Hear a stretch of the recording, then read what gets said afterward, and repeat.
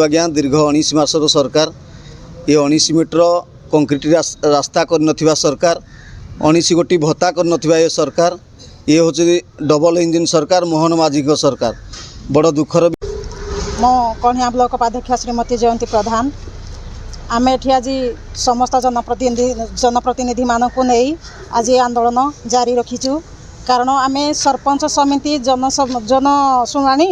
किंबा पल्ली सभा हो ग्राम सभा हो जिते बड़े आम निजे सबू कम आम निजे प्रोजेक्ट देवु किंतु आम न जाणिकिना कम हो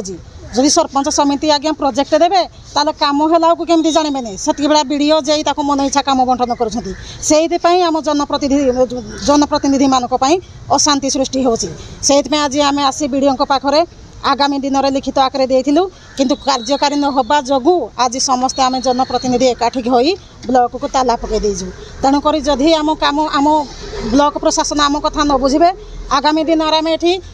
धारणा देवु नचेत लड़ाई भी हो पारे किंतु जो डबल इंजिन सरकार जो भाया मनमुखी शासन करुँची जेहेतु से तो गोटे 18 मास सरकार किंतु कौड़े माटी मुठे भी पकईनी किंतु प्रत्येक ब्लॉक रे ओडिशा सारा जेते ब्लॉक जोड़ी भी असुविधा हो समस्ते असंतुष्ट हो ब्लॉक प्रशासन मानक दायी दे से ताला पकाउछन्ति तेणु आज कणिया ब्लॉक टी मध्य से भाई आम ताला पकईजु जेपर्यंत आम समस्यार समाधान न होईची ए धारणा आम केबे उठिबो नाही। पंचायत समिति कणिया अध्यक्ष रामकृष्ण प्रधान देखु आज्ञा दीर्घ 19 मासर सरकार ये 19 मीटर कंक्रीट रास्ता कर सरकार 19 गोटी भत्ता कर ये सरकार ये हूँ डबल इंजिन सरकार मोहन माझी सरकार बड़ दुखर विषय आज्ञा सारा ओडिशार विभिन्न ब्लॉक विभिन्न जिले में एभली आंदोलन भी चली रही जहाँकि आज आम कणिया ब्लॉक रे आज समस्त जनप्रतिनिधि ए अंचल विभिन्न समस्या को नहीं आम आज ये आंदोलन धारणा बसीचु एवं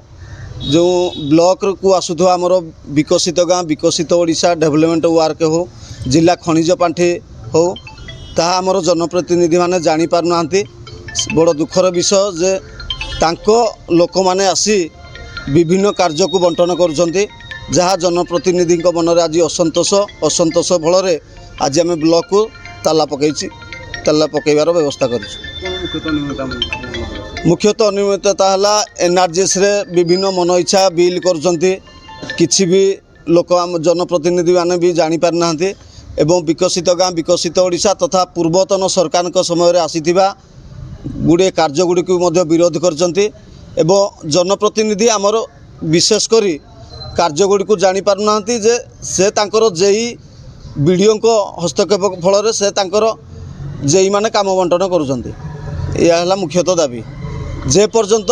आमर जनप्रतिनिधि को नहीं गोटे समाधान न होइछि ताहा ए आंदोलन जारी रहिबो।